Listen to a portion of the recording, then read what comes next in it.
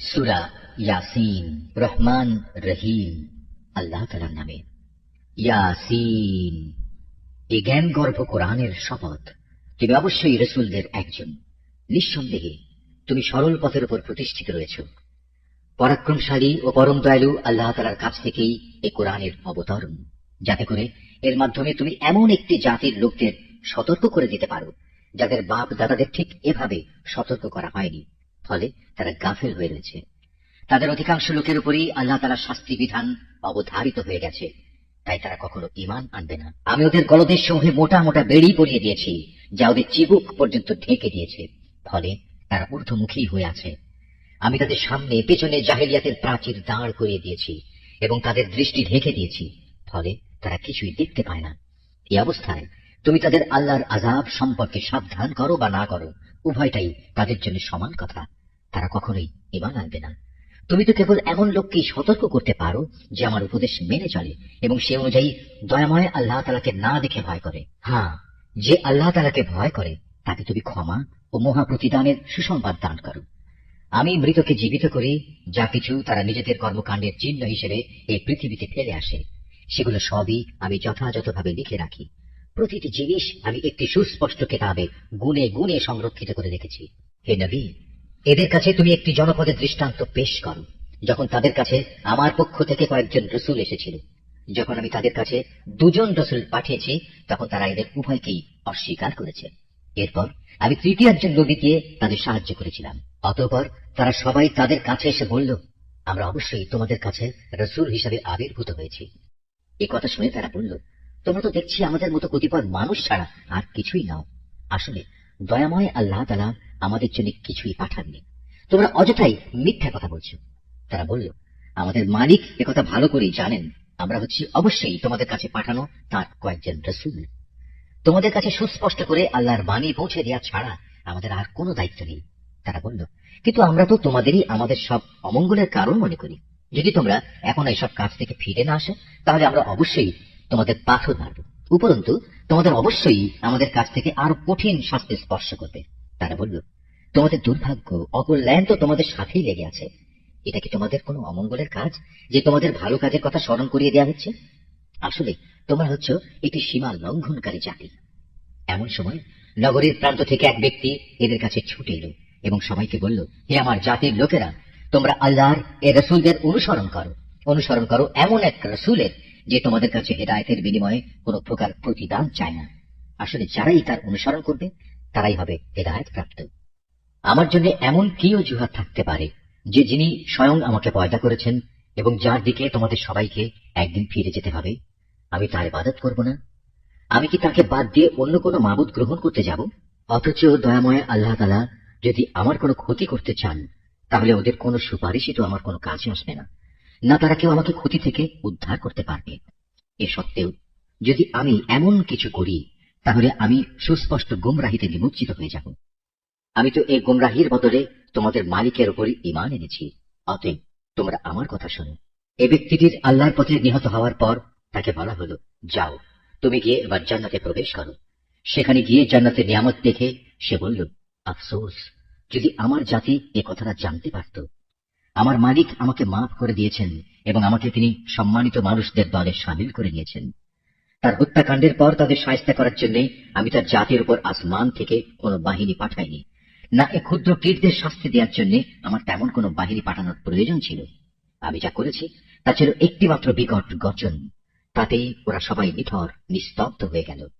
বড়ই আফসোস এমন সব বান্দাদের উপর, তাদের কাছে এমন একজন রসুলও আসেনি যাদের তারা ঠাট্টা বিদ্রুপ করেনি। তারা কি এ বিষয়টি লক্ষ্য করেনি যে তাদের আগে আমি কত জাতিকে বিনাশ করে দিয়েছি, যারা কোনো দিনই আর তাদের দিকে ফিরে আসবে না, বরং তাদের সবাইকে একদিন আমার সামনে এনে জড়ো করা হবে। তাদের শিক্ষার জন্য আমার কুদরতের একটি নিদর্শন হচ্ছে এই মৃত জমিন, যাকে আমি আসমান থেকে পানি বর্ষণ করে জীবন দান করি এবং তা থেকে শস্য দানা বের করে আনি। তা থেকেই তারা নিজ নিজ অংশ ভক্ষণ করে। আমি তাতে আরো সৃষ্টি করি নানা প্রকার খেজুর ও আঙুরের বাগান, উদ্ভাবন করি অসংখ্য নদী নালার প্রস্রবণ, যাতে করে তারা এর ফলমূল উপভোগ করতে পারে। আসলে এগুলোর কোনোটাই তো তাদের হাতের সৃষ্টি নয়। এত সত্ত্বেও কি তারা কৃতজ্ঞতা আদায় করবে না? পবিত্র ও মহান সে সত্তা, যিনি সব কিছুকে জোড়ায় জোড়ায় পয়দা করেছেন, চাইতে জমিনের উৎপন্ন উদ্ভিদ থেকে হোক কিংবা হোক স্বয়ং তাদের নিজেদের থেকে, অথবা এমন সব সৃষ্টি থেকে হোক যাদের সম্পর্কে মানুষ এখনো আদৌ কিছু জানেই না। তাদের জন্য আমার আরেকটি নিদর্শন হচ্ছে এই রাত। আমি তা থেকে দিনকে অপসারিত করি, ফলে এরা সবাই একসময় অন্ধকারে আচ্ছন্ন হয়ে পড়ে। সূর্য তার জন্য নির্ধারিত সুনির্দিষ্ট গণ্ডির মাঝে আবর্তন করে। এটা হচ্ছে মহাপরাক্রমশালী সর্বজ্ঞ আল্লাহ তাআলারই সুনির্ধারিত নিয়ন্ত্রণ ব্যবস্থা। আরো রয়েছে চাঁদ, তার জন্য আমি বিভিন্ন কক্ষ নির্ধারণ করেছি।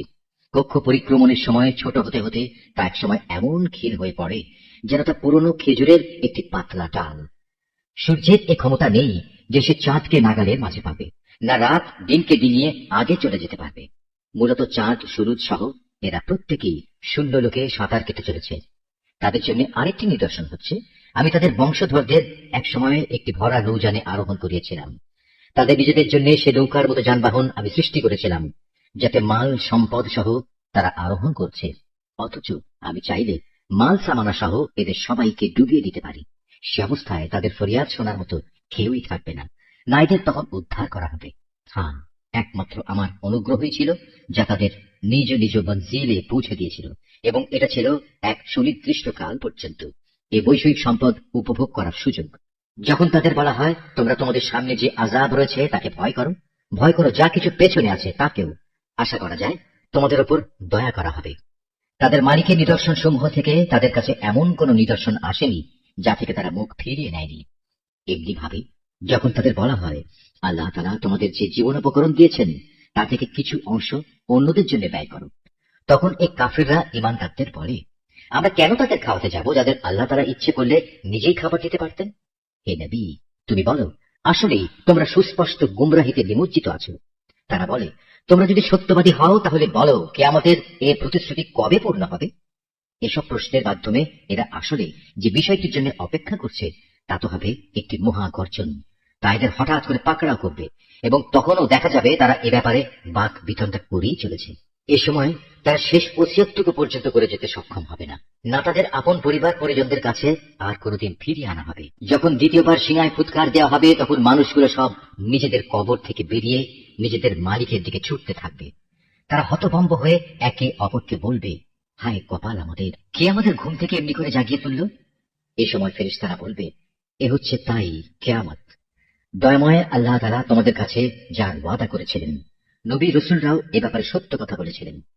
মূলত এই কিয়ামত অনুষ্ঠানটি সিনার এক মহা গর্জন ছাড়া আর কিছুই নয়। এই গর্জনের পর সাথে সাথে সবাইকে হাসরের ময়দানে আমার সামনে এনে হাজির করা হবে। অতঃপর ঘোষণা হবে, আজ কারো প্রতি বিন্দু মাত্র জুলুম করা হবে না। আজ তোমাদের শুধু সেটুকুই প্রতিদান দেয়া হবে যা তোমরা দুনিয়ায় করে এসেছ। সেদিন অবশ্যই জান্নাতের অধিবাসীরা মহা আনন্দে বিভোর থাকবে।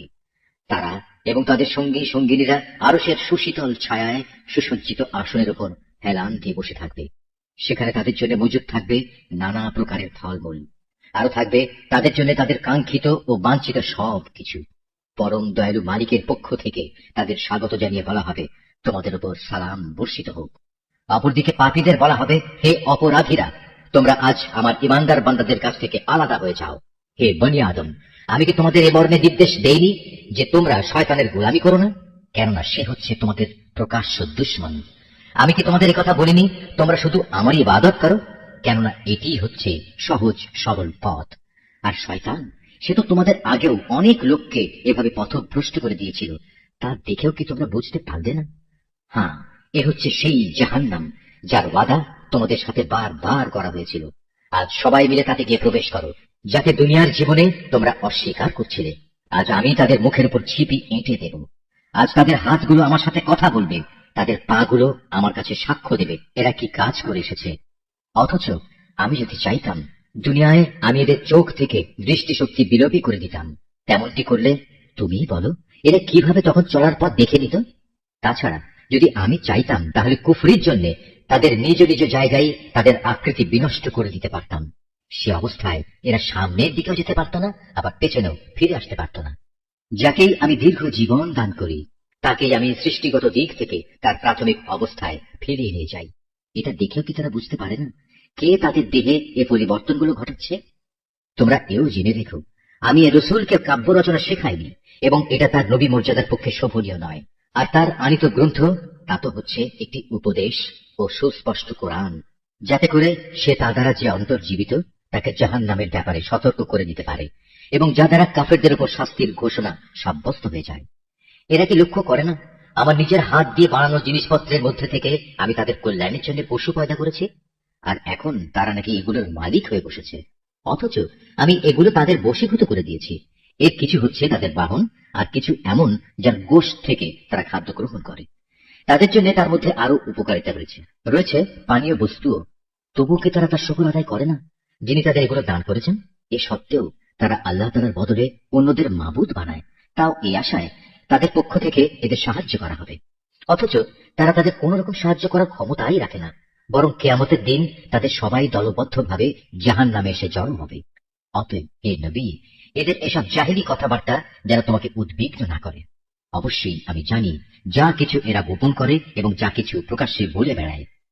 এ মানুষগুলো কি দেখে না আমি তাদের একটি ক্ষুদ্র সূক্ষ্ম কীট থেকে পয়দা করেছি? অথচ সৃষ্টি হতে না হতেই ক্ষুদ্র কীটের সে মানুষটি আমার সৃষ্টির ব্যাপারে খোলাখুলি বিতণ্ডাকারী হয়ে পড়ল। সে আমার সৃষ্টি ক্ষমতা সম্পর্কে নানা কথা রচনা করতে শুরু করল, এবং একসময় সে লোকটি তার নিজ সৃষ্টি কৌশলী ভুলে গেল। সে বলল, কে মানুষের এই হাড় পুনরায় জীবিত করবে যখন তা পচে গলে যাবে? হে নবী, তুমি এদের বলো, হ্যাঁ, তাতে প্রাণ সঞ্চার তিনিই করবেন যিনি প্রথমবার এতে জীবন দিয়েছিলেন, এবং তিনি সমস্ত কিছুর সৃষ্টি কৌশল সম্পর্কে সম্যক অবগত রয়েছেন। তিনি তোমাদের জন্য সবুজ সতেজ বৃক্ষ থেকে আগুন উৎপাদন প্রক্রিয়া সম্পন্ন করেছেন, এবং তা দ্বারাই তোমরা আজ আগুন জ্বালাচ্ছ। যিনি নিজের ক্ষমতা বলে একবার আকাশমণ্ডল বা জমিন সৃষ্টি করেছেন, তিনি কি পুনরায় তাদেরই মতো কিছু সৃষ্টি করতে সক্ষম নন? হ্যাঁ, নিশ্চয়ই তিনি মহাস্রষ্টা ও সর্বজ্ঞ। তিনি যখন কিছু একটা সৃষ্টি করতে ইচ্ছা করেন, তখন কেবল এটুকুই বলেন, হও, অতঃপর তার সাথে সাথে তৈরি হয়ে যায়। অতএব পবিত্র ও মহান এ আল্লাহ তাআলা, যিনি প্রত্যেক বিষয়ের উপর সার্বভৌম ক্ষমতার একচ্ছত্র মালিক, এবং তাঁর কাছেই একদিন তোমাদের সবাইকে ফিরে যেতে হবে।